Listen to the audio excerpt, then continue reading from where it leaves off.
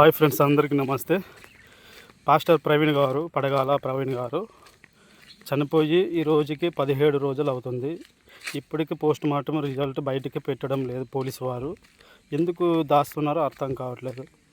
CC photos ప్రకారంగా చూస్తే వ్యక్తిని మార్చేసి అక్కడ టోల్గేట్కి సీసీ కెమెరాలో మొత్తము వేరే వ్యక్తికి బైక్ ఇచ్చి వేరే డ్రెస్ యూనిఫామ్ తొడిగించి సేమ్ ఆయనలాగా నటించడానికి ప్రయత్నించేశారు.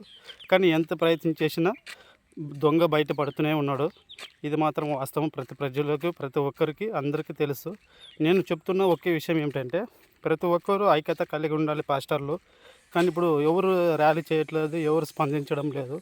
ఇలాంటి సంఘటన ఏ ఒక్కరికి జరగకుండా ఉండాలని పోరాటం చేద్దామండి. దయచేసి పాస్టర్లు కానీ ఎందరైతే సేవకులు ఉన్నారో ప్రతి ఒక్కరికి విజ్ఞప్తి. ఇలాంటి సంఘటనలు చాలామంది పైన దాడులు జరుగుతూనే ఉన్నాయి. ఈ గవర్నమెంట్ వచ్చిన తర్వాత గవర్నమెంట్ కూడా, ఏపీ గవర్నమెంట్ కూడా స్పందించడం లేదు. వాటిపైన కేర్ఫుల్గా ఏది బాధ్యత తీసుకోవడం లేదు. ఎందుకు ఇలా అర్థం కావట్లేదు. దయచేసి ప్రతి ఒక్కరు సేవకులారా, ఒంటరిగా వెళ్ళకండి, యథార్థంగా ఉండకండి, మంచిగా దేవుని పట్ల భక్తి కలిగి ఉండండి. ఒకవేళ ప్రభుత్వం మనకి న్యాయం చేయలేకపోయినా పర్వాలేదు, దేవుడు మన పక్షంగా ఉంటే ఎవడు విరోధి మనకి లేడు. కాబట్టి దయచేసి దేవుని పట్ల విశ్వాసం కలిగి, విశ్వాసము పోగొట్టుకుండగా విశ్వాసం పట్ల జాగ్రత్తగా ఉండాలని కోరుకుంటూ ఈ వీడియో అందరికీ షేర్ చేయండి. ఈ యొక్క సంఘటన జరిగినటువంటి ప్రతిదీ మనకు తెలిసినే ఉంది.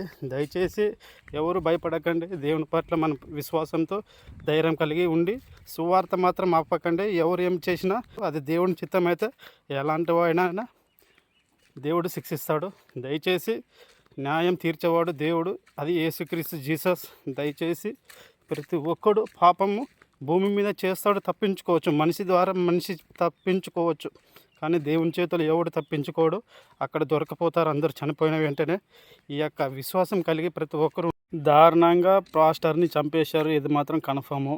అందుకోసమే పోస్ట్ మార్టము దాస్తున్నారు, ఇప్పటికీ బయట పెట్టడం లేదు. ఒక వ్యక్తిని చంపింటే వాళ్ళ కుటుంబానికి ఒక వ్యక్తిని దూరం చేసినట్లు, ఇద్దరు కూతుర్లకి ఒక తండ్రిగా దూరం చేశారు. మీరు అనుకుండవచ్చు చంపేమో వ్యక్తిని అని, మీకు సంతోషంగా ఉండవచ్చు.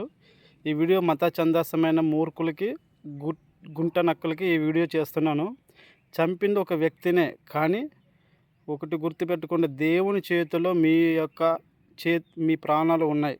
దేవుని చేతిలో మీ యొక్క ప్రాణాలు ఉన్నాయి. ఇక్కడ తప్పించుకోవచ్చు. ఇక్కడ మీరు శిక్షణల ప్రకారంగా రాజకీయాలు నాయకులు పెట్టుకొని మీరు తప్పించుకోవచ్చు, కానీ దేవుని చేతిలో మాత్రం ఎవడు తప్పించుకోలేడు. ఒకడు నాయకుడైనా, ఒకటి సీఎం అయినా, ఒకడు ప్రధానమంత్రి అయినా, ఎవరైనా కూడా దేవుని చేతులు తప్పించుకోవడం అసాధ్యము. దయచేసి దేవునికి భయపడండి. ఇలాంటి నీచమైన కార్యాలకు పాల్పడకండి.